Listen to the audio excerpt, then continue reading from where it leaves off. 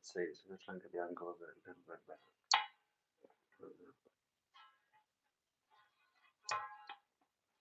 Good. So it's work.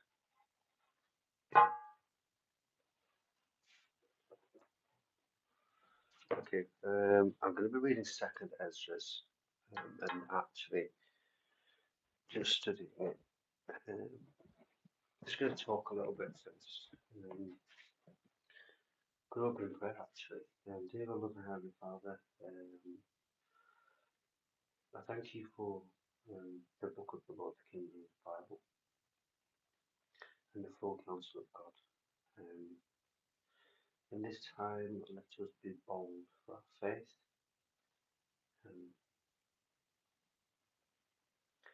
I ask that you encourage people when you see the day approaching, look up, our redemption draws nigh. Know that there is a crown laid up in heaven for the believers for the one to appear of our great God and Saviour Jesus Christ. Lord, I can't wait to see you. Every day that you do not come is another day for me to preach the gospel. Today I give this day to you in a rest. A rest in your finished work, spending time with your word, and singing new songs, spending time with you, reading your word. I actually love you, Jesus. Not for the applause of men, just for who you are and what you've done. Lord, I ask that you guide my understanding of these scriptures, and the Holy Spirit recalls and joins these things together. I ask that you use me as a servant of yours. I give you everything into your hands.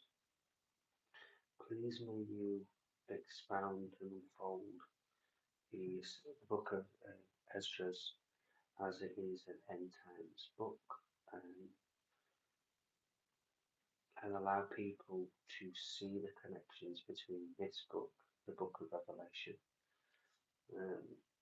As we go through, I pray that people will be gentle in their understanding, gentle with me, as there's very little information written in this.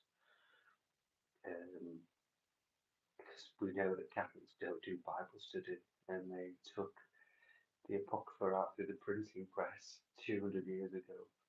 This is a Protestant book, it is in the King James Bible. And I just hope that people can learn, and I pray that Christians will literally see the reading on the top and realise that this is God's writing and it's prophetic, one of the most prophetic books. Lord, I love Second Esdras personally. We give you all the glory and all the praise. Okay, first of all, guys, I think what's really interesting, you notice here, this is a fig. Now it talks about the fig tree generation. Okay, we're going to go through this really, really slowly. This is how I actually Bible study. It's going to be painstakingly slow. This is called a colophont. It means a new thought. So Second Esdras, new thought. Now this is one of the weirdest things you'll ever see. It starts with chapter 2. You understand that? Chapter 2. I don't understand why it's not chapter 1. Every single mark in the 1611 facsimile is the like-for-like replica of the Book of the Lord, the He Bible. Every little mistake that you think is a mistake is alluding to something else. Do we understand it? No. Okay, so let's be a gentle reader. Can you guys hear me? Let me see if you can hear me. Second Esdras is in the Apocrypha in the King James Bible. Don't let Catholics tell you that it's a Catholic book. It's in every printing of the King James Bible. I went to attack. I'm so bored of saying this now. I went to attack the Apocrypha, and then ended up accepting it. So don't ever let the Catholics tell you what it says. There's I don't know how to do this. to get it. Can you guys hear me? Just a little check. Oh, is my headphones? Oh, my headphones. Right, can you hear me now, guys? Right, you should be able to hear me. This will be, you'll be able to hear me now, okay?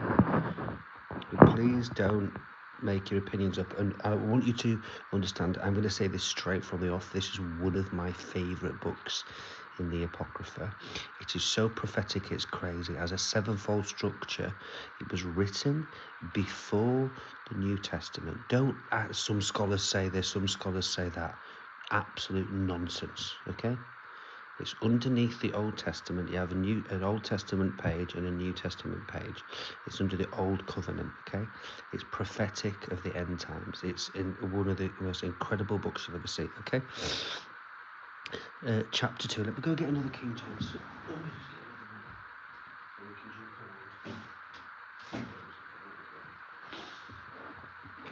Because we have to do this properly. Second Esdras, chapter 2. Esdras is commanded to reprove the people. God threatened to cast them off and guide their house to a people of more grace than they, and give their houses, and give their houses to a people of more grace than they. Grace came through Jesus Christ, which is very interesting. Okay, this is called a factotum, okay? The second book of the prophet, Esdras 7:1. You see the star here, the six-pointed star? The witty inventions is written in scripture. This will take us to Esdras 7:1.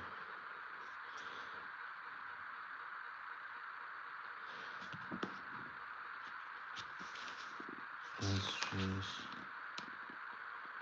7:1.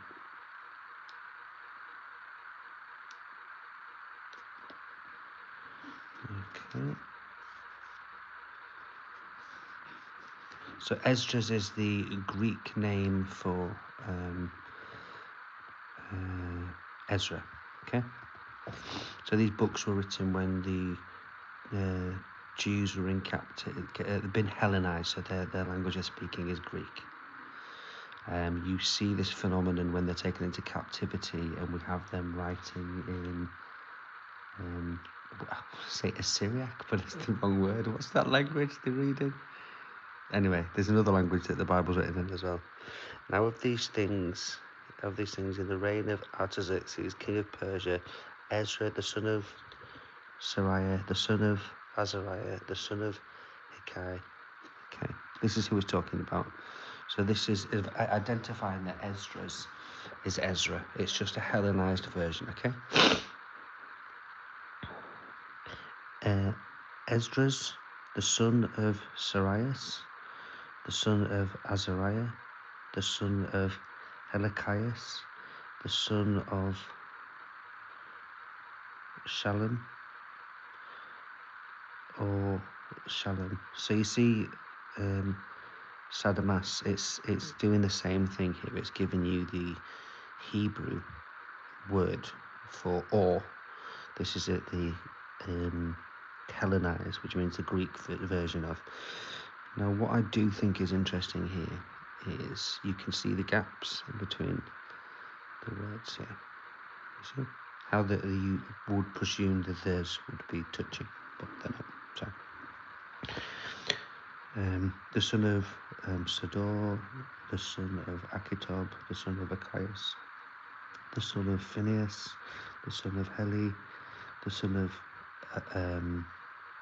Amarias, the son of Aziel, the son of Marimoth, the son of Anna, the son of Azias, the son of Borith, the son of Abili, the son of Phinehas, the son of Eleazar, the son of Aaron, of the tribe of the Levite. Okay, so you know this Aaron the priest class, okay?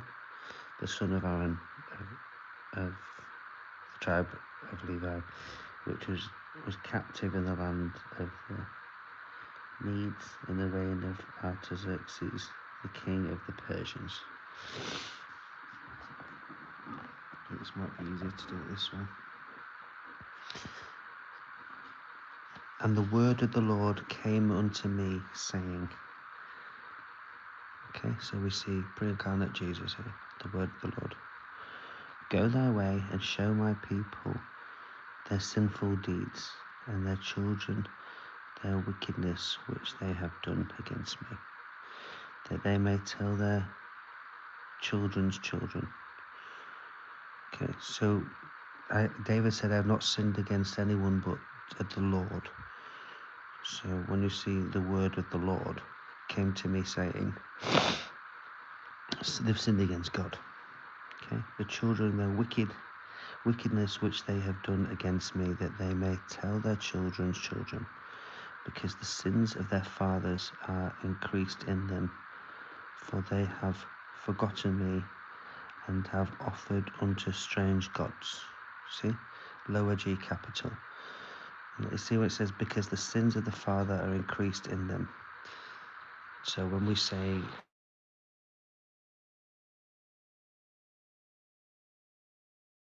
to understand it's a national covenant, okay, so the sins of the fathers, they're passed down.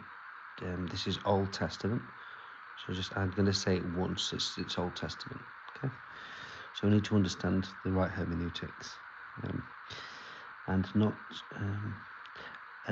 I, even he. You see the double E, hard to see, but it's a double E, that brought them out of the land of Egypt from the house of bondage.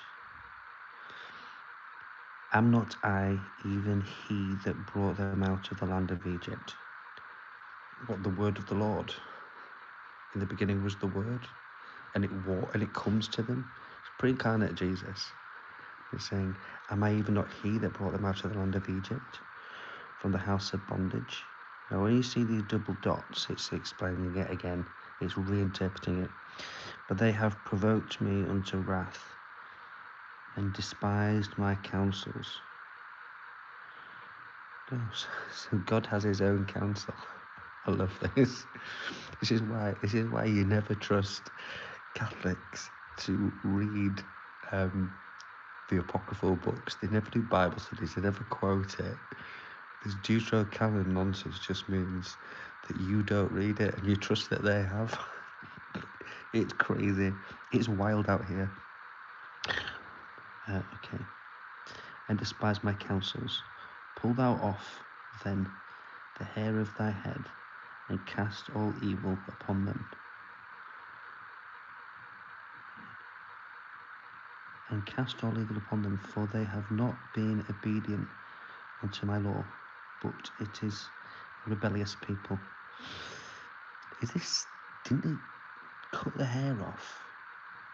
Wasn't it a disgrace? Wasn't there the one where they chopped half the beards off and exposed the buttocks and sent them back? It was a shame for them to have the haircut. Pull thou off thy hair of thy head, and cast all evil upon them, for they have not been obedient unto my law, but it is a rebellious people. How long shall I forbear them? Unto who? How long shall I forbear them? Unto who? You notice a little epsilon above that? I didn't see it. Who I have done so much good. To who I have done so much good. Let's go. Exodus 14:18. Exodus 14:18. And the Egyptians shall know that I am the Lord, when I have gotten me honour upon Pharaoh, upon his chariots, and upon his horsemen. Okay. Many kings have I destroyed for their sake. Pharaoh with his servants and all his power have I smitten down. Okay. So when you believe that the book of the Lord is perfect, it's a book, you now can start trusting the way that God guides you round.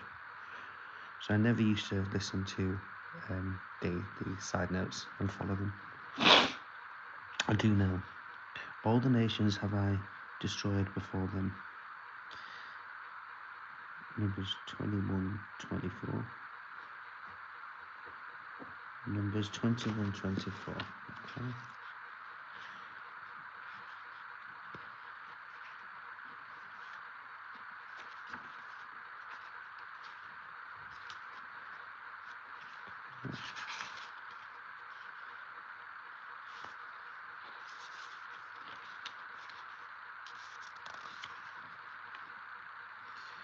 Numbers 21, 24. And Israel smote him with the edge of the sword, and possessed his land from Aron unto Jabbok, even unto the children of Ammon. For the border of the children of Ammon was strong. Okay. And all the nations have I destroyed before them. And tell me that doesn't say. Josh, there you go, Joshua 8:12.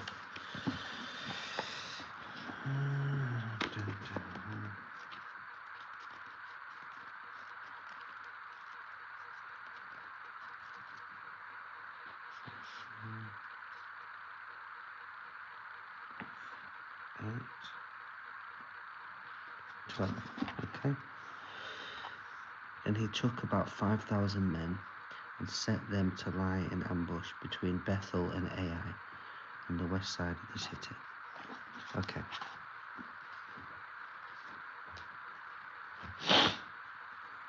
So this is putting it in the time frame. Okay. And in the east I have shattered the people of 2 provinces, even of Tyrus and Sidon have slain all their enemies. Speak thou therefore unto them, saying, Thus saith the Lord. Exodus 14:29. Thus saith the Lord. Exodus 4:29. Exodus 14:29. Okay. 14:29. But the children of Israel walked upon dry land in the midst of the seas, and the waters were a wall unto them on their right and on their left.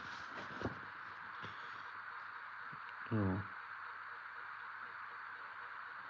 Exodus 3:10 and 4:14. We'll get there.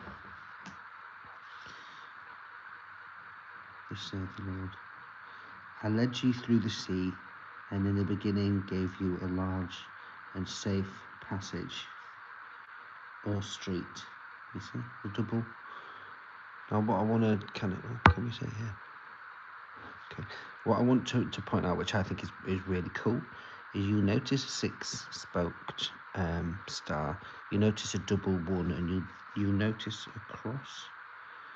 There's not one example on this page, and it will just say it looks like 1611 all the way through. The code is 1611 all the way through. Okay. Exodus 3:10. Okay. Exodus 3:10.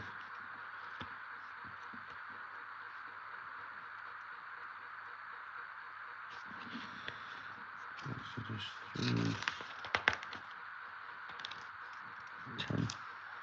Come now therefore, and I will send thee unto Pharaoh, that thou mayest bring forth my people, the children of Israel, out of Egypt. Okay. And 4:14.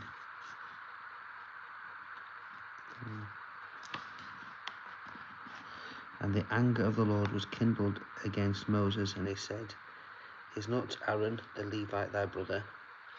I know that he can speak well, and also, behold, he cometh forth to meet thee. And when he seeth thee, he will be glad in his heart. 14. Okay. And I gave you Moses for a leader and Aaron for a priest. I gave you light in a pillar of fire, and great wonders I have done and among you. Yet have you forgotten me, saith the Lord. Okay? Exodus 13:21.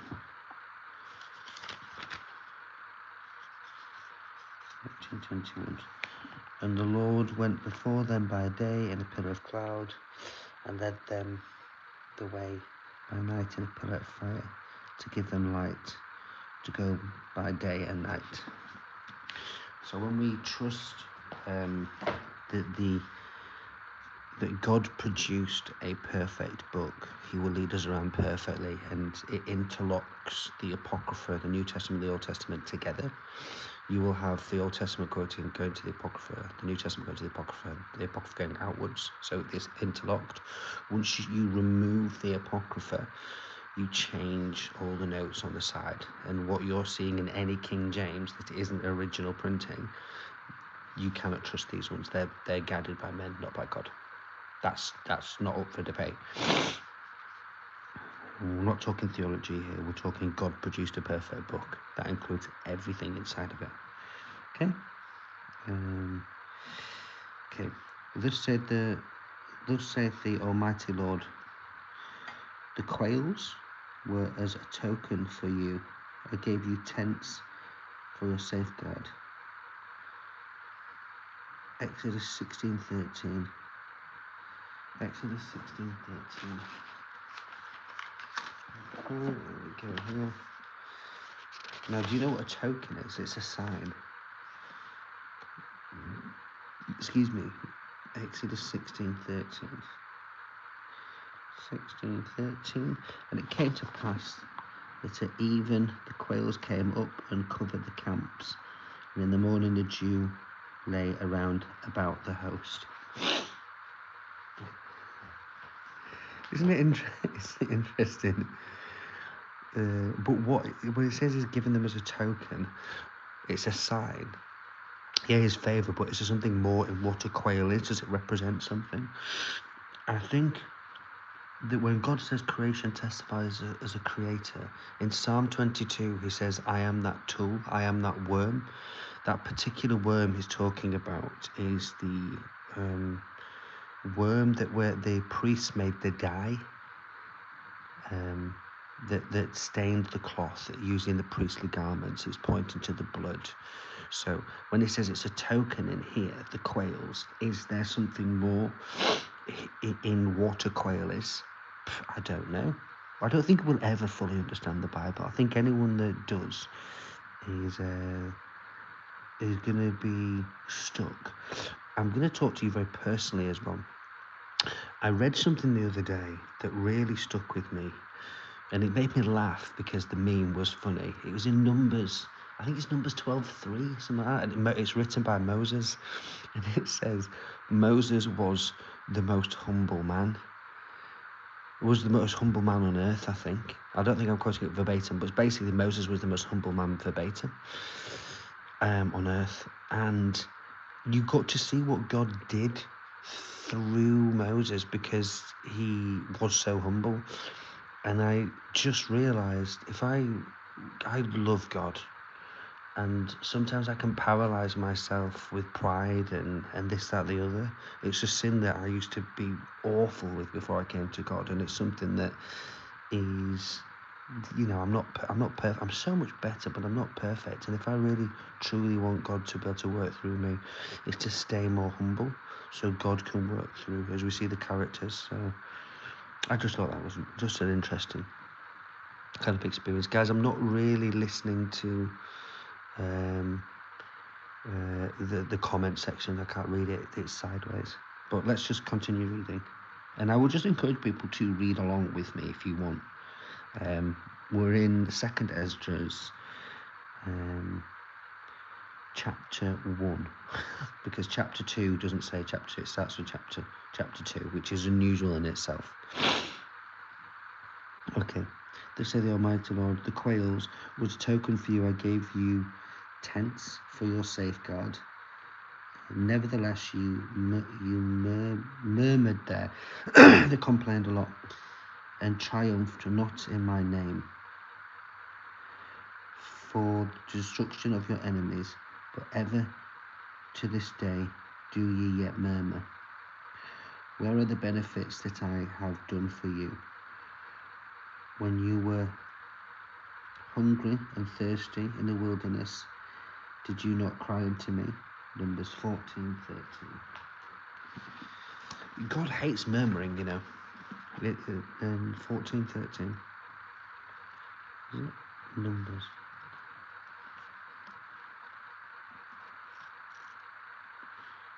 Numbers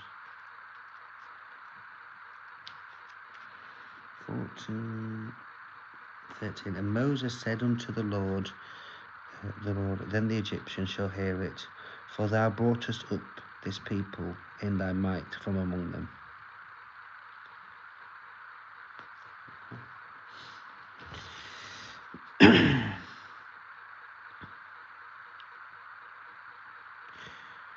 Where are the benefits that I have done for you? When you were hungry and thirsty in the wilderness, did you not cry unto me, saying, why hast thou brought us into the wilderness to kill us? It had been better for us to have served the Egyptians than to die in this wilderness. I think that's line for line quote, isn't it? I think that's line for line. I don't know if you can see it. It's word for word quoting. It is written would be how the New Testament would copy it. It is written. You're trying to show back. Then had I pity upon your mornings and gave you manna to eat.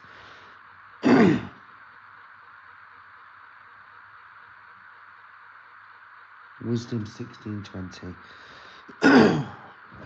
Wisdom of Solomon. I've got to go this way. You see how this is the New Testament? It doesn't, and this is Old Testament before here. It doesn't have a page. Wisdom. What is it? Wisdom 16:20. This is one of my favourite books as well. Listen. If you read Wisdom and you're not fully convinced just by the plain reading, I don't know what to say. Wisdom 16:20.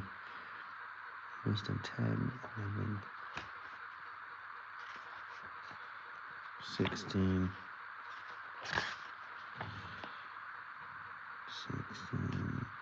20. Can we see this here? In the stead, therefore, thou feddest thine own people with angels' food, and didst send them from heaven bread ye prepared without their labour, able to content every man's delight, and agreeing to every taste. Ooh. Content every man's delight and agreeing to every taste. So it wasn't bad to eat as well, was it? With angels' food. It's really interesting, that. The Wisdom of Solomon. Wisdom 16:20. Then I had pity upon your mornings and gave you manna to eat. So ye did eat angels' bread. Oh, can we see that down there? You did eat angels' bread. When ye were thirsty, did I not cleave the rock and waters flowed out? Guys, some of these are so simple, I'm going to kind of scoot through them because it's just going to Exodus and Numbers. It's the journey. Do you know what? We're going to do it properly, and I can say to God, I did, and I listened to what you said. Numbers 20:11. Wisdom. Numbers 20:11. Excuse me. Numbers. Then I can say to God, isn't it great just having that open conversation with God all day? Numbers 20:11. It's so funny. Numbers 20:11. Okay, what have we got? What are you telling me, Jesus? Okay, Moses lifted up his hand with his rod. He smote the rock twice, and the water came out abundantly, and the congregation drank, and their beasts also. Okay. Number 20:11, wisdom 11. Is that wisdom 1, 2? Or abundantly? Wisdom. Let me see if I've got wisdom 1, 2 here. I'm trying to work it out, but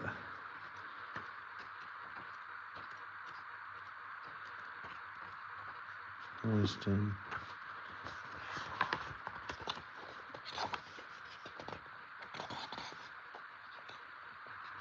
Wisdom 1, 2. For he will be found of them, tempting him not. Okay. Wisdom.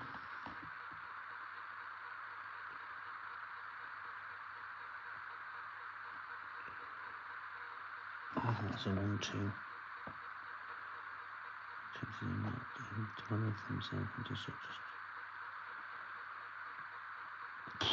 I can't work out that one because the writing's so small.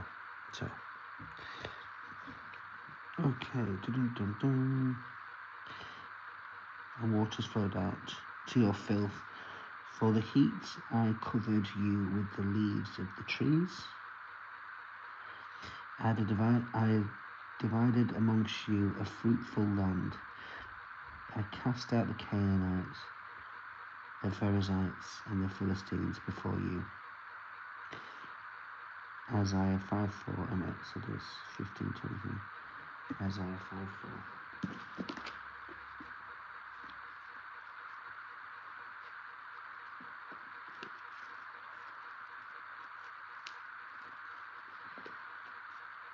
Isaiah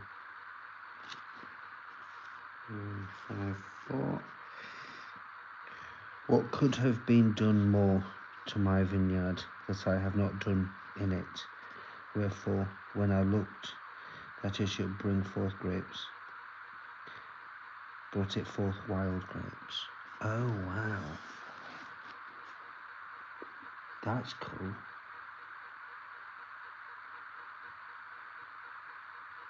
So it's the wild grapes, the vineyard is Israel. That really adds to it. I didn't see that. You know the parable? Look. What could have been done more to my vineyard that I have not done in it? Wherefore, when I looked that it should bring forth grapes, brought it forth wild grapes. He's talking about that. I divided amongst you a fruitful land. I cast out the Canaanites, the Perizzites, and the Philistines before you. What shall I yet do more for you, saith the Lord? Okay, Exodus 15:23. That's brilliant, man. Exodus 15:23.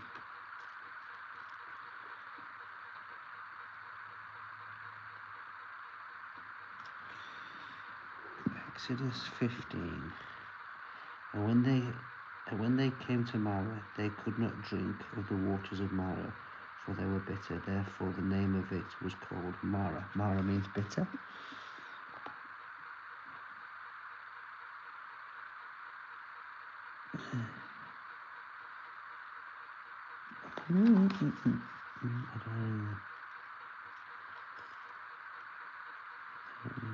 Okay, I don't understand that one, but I'm definitely reading what it says. This saith the Almighty Lord, when you were in the wilderness, in the river of the Amorites, or at the bitter waters of Marah,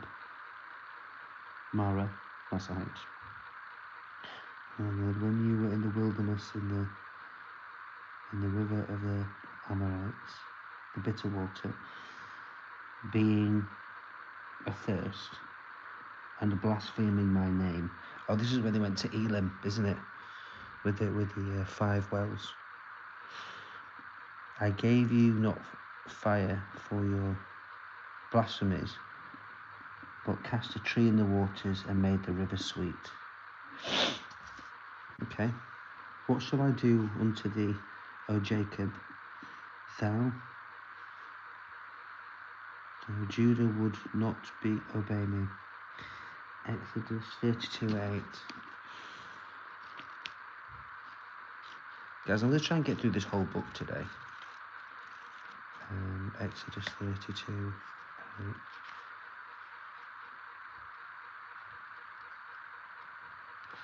32. They have turned aside quick, out of the way. Okay, Exodus 32:8. Make sure I'm right here. Yep, okay. They have turned aside quickly out of the way which I commanded them. They have made them a molten calf, and have worshipped it, and have sacrificed unto and said, These be thy gods, O Israel, which have brought thee up out of the land of Egypt.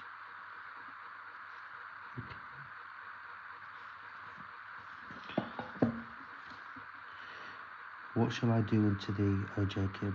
Thou, Judah, wouldest not obey me. I will turn me to other nations, and unto those will I give my name. Oh, listen to this. Did you hear that? What shall I do unto thee, O Jacob? That means Israel, okay? Thou, yeah, talking about idol worship. Judah wouldest not obey me. I will turn me to other nations, okay? Not the nation of Israel, and unto those will I give my name, that they may keep my statutes. Prophesying Christianity, Old Testament. We are called Christians, Christ. What a beauty. Can we all see this, guys? Okay. Seeing ye have forsaken me, I will forsake you also. When ye desire me to be gracious unto you, I shall have no mercy upon you. Whatsoever you shall call upon me, I will not hear you, for ye have defiled your hands with blood, and your feet are swift to commit manslaughter. Isaiah 1:15. Okay, Isaiah.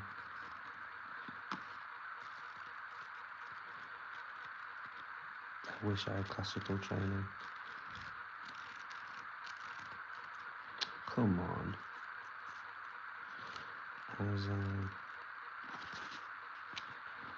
Isaiah 1. And when you spread forth your hands, I will hide mine eyes from you. Yea, when you make many prayers, I will not hear you. Your hands are full of blood. Okay. Do you know, I think when they say when you spread your hands, it's this. It's called the Cohen blessing. It's the Levitical. Look, he's in my cat underneath there. Hello. It's called the Cohen blessing. It's where Spock gets his. Say hello, Esther. Hello. It's when Spock does it on. I think it's really cool. That they would do it when you spread your hands. That's spreading your hands, isn't it? It was the Cohen blessing. They would do it in Judaism. I think that's what it's referring to. Then where are we? As it, wherefore you shall call upon me, I will not hear you, for ye have defiled your hands with blood, and your feet swift to commit manslaughter. Ye have not, as it were, forsaken me, but your own selves, saith the Lord. This saith the Almighty Lord, have I not prayed you as a father his sons, as a mother her daughters, and a nurse her young babes, that ye would be my people, and I should be your God, or I am your God. Listen here, I am your God, and I should be your God, that ye would be my children. and I should be your father. Oh wow, this is I'm going to show you this verse in a second. That ye would be my children, and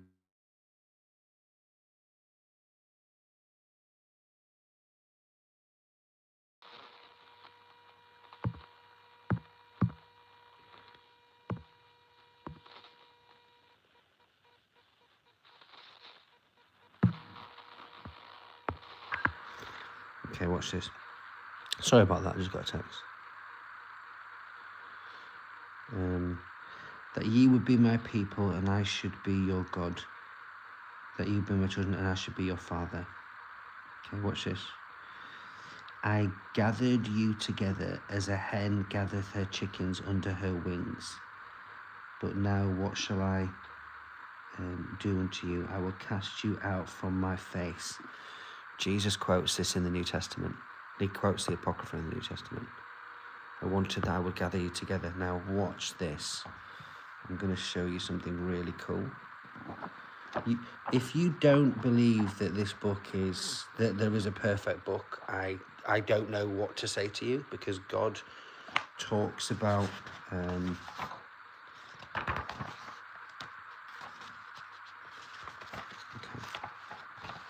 God talks about it in Scripture all the way through. You can make one of the most solid arguments ever. Well, you once you've heard it, you can't deny it. Now, I think this is important. This is incredible information. Let me go through this. Where is it?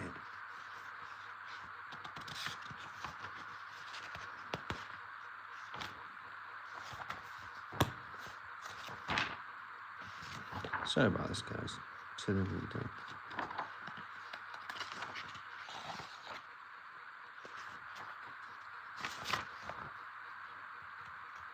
I want you to there we go, watch. Can you see this? As a hen gathers her chicks. And watch this. Moses with the tablets, but they're blank. It's all been paid. It's incredible, isn't it? And Aaron, if you go to the stone, the stone is pointing to Judah. Each stone represents something. There's so much going on in here, it's untrue. Like, everything is, if you haven't, the first 2 weeks that I got this book, it took me 2 weeks before I even started reading it. I just had to visually understand what I was looking at. And I started just by looking at the pictures and the text and how it was laid out and all sorts of stuff. So this is the Old Testament. This is from here onwards. This is the Old Testament. I just thought it's important that we understand what it's talking about here. I gathered you together as a hen gathered her chicks under her wings. And not now, what shall I do unto you? I will cast you out of my face. Just let me text someone really quickly. I hope you stay. I'm going to be a few seconds.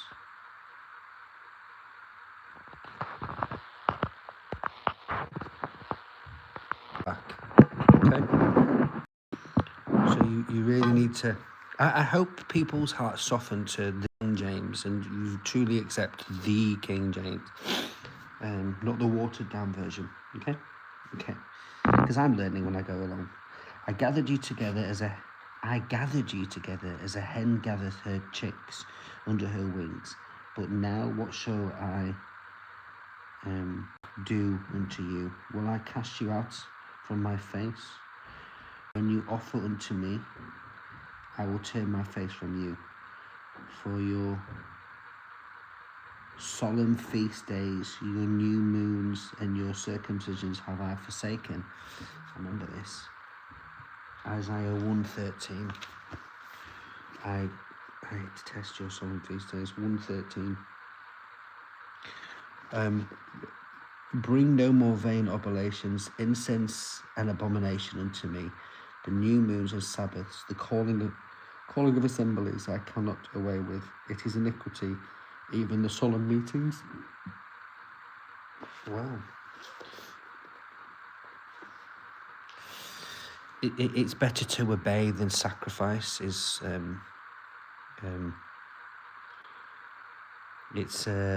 better to obey than to sacrifice.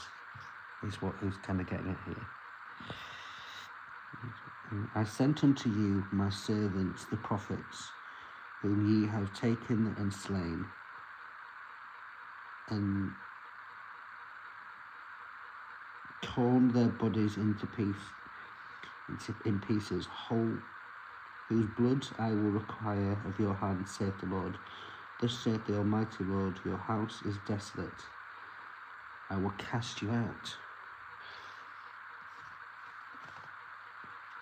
I don't know if that's better for you too. I will cast you out.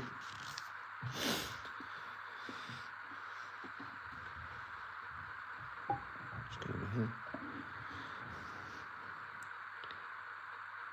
Out, as the wind doth. The wind doth stubble. As the wind doth stubble, and your children shall not be fruitful, for they have despised my commandments and done the things that is evil before me. Your house will I give to a people that shall come, which not having heard of me, yet shall believe me. Who's this prophesying? Christians, to whom I have shewn no signs. No signs should be given this blasphemous nation. Signs were given to the Jews. Okay. This is why Christians need to really not look so much into the supernatural. His scripture is enough. His promises is enough. Jesus is enough. Okay. To whom I have showed no signs, yet they shall do that I have commanded them. They have seen no prophets, yet they shall call their sins, and they shall call their sins to remembrance and acknowledge them. I will take witness the grace of the people to come. Look, bro, listen to this. Stop believing what Catholics say about these books. You can literally destroy Catholicism with the books internally, okay?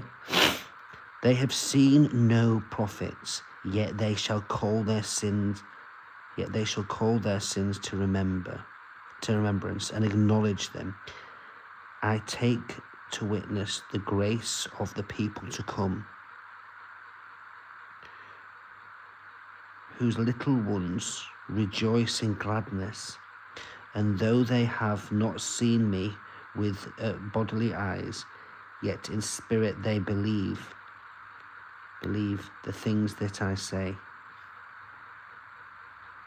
And now, brother, behold what glory, and see the people that cometh from the east, unto whom I will give for leaders Abraham, Isaac, and Jacob.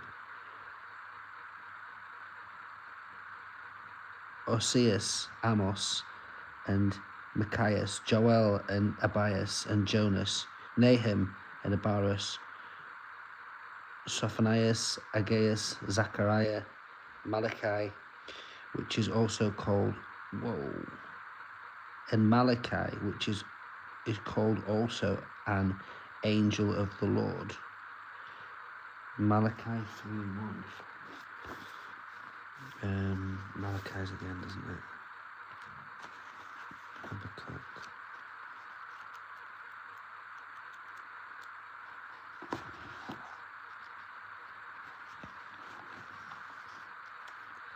Malachi 3:1. Behold, I will send my messenger, and he shall prepare the way before me.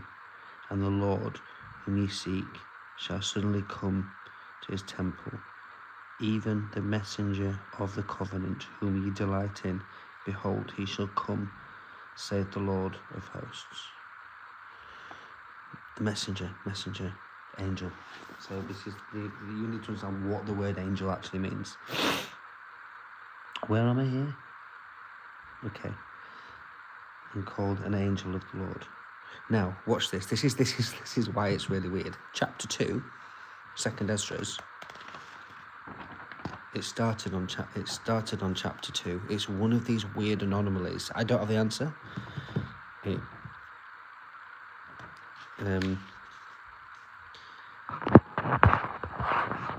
2 seconds. I'm going to be 30 seconds, guys. Watch this. Right, guys. I've got to work soon. Okay, here we go. We're starting chapter 2 again. It's really weird, 2nd Esdras. There's lots of unusual stuff in this book. Yeah. Okay, chapter 2. God complaineth of his people, yet Esdras willed to comfort them, because they refused the Gentiles are called. Because they refused the Gentiles are called. Esdras seeth the Son of God, and those that are crowned by him. Okay. Second Esdras is so prophetic, it's untrue. We're going to get into it. When we get to chapter 3, this is when it really kicks off for me. This is when you start making rapture verses, you start seeing Jesus, you start seeing end time stuff. But we're going to get there. We've just done one chapter. Okay. Thus saith the Lord, I brought this people out of bondage, and I gave them my commandments by my servants the prophets, whom they would not hear, but despise my... Hello, baby. Do you want to come join? I'm live, but you can't know because of it. Just him. Do you want me to stop? And just... They despise my counsel, and the mother that bare them saith unto them, Go your way, ye children, for I am a widow and forsaken. I'm going to finish this in a second, guys. I said that we're going to read the Bible all day today. I brought you up with gladness, but with sorrow and heaviness I have lost you. For ye have sinned before the Lord your God, and done that thing that is evil before him. But what shall I now do unto you? I am a widow and forsaken. Go your way, O my children, and ask mercy of the Lord. As for me, O Father, I call upon thee for a witness over the mother of these children, which would not keep my covenant, that thou bring them to confusion and their mother to a spoil, that they may be no offspring of them. Let them be scattered abroad among the heathen. Let their names be put out of the earth, for they have despised my covenant. Woe be unto thee, Asher, thou that hidest the unrighteousness of thee. O thou wicked people, remember what I did unto Sodom and Gomorrah, whose land lieth in clods of pitch and heaps of ashes. Even so also will I do unto them that hear me not, saith the Almighty Lord. Thus saith the Lord unto Esdras. Okay, guys, I'm going to finish there.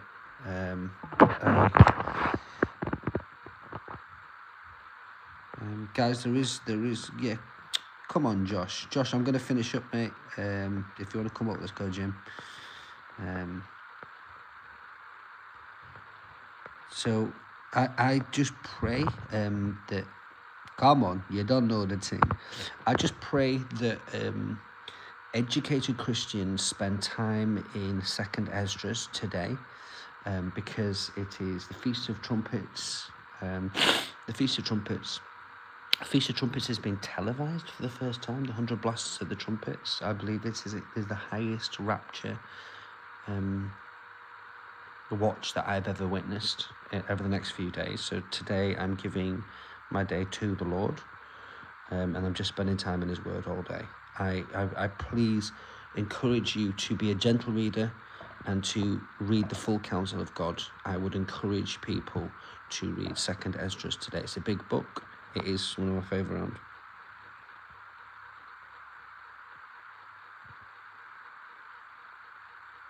Yo, man apart. You keep believing what you want to believe. I keep believing what I want to believe. We all have the same gospel. My doctrine's sound. I don't have enough gall to tell Jesus that he made a mistake. Yeah, I don't have enough gall to say that Jesus made a mistake. Let God be true and every man a liar.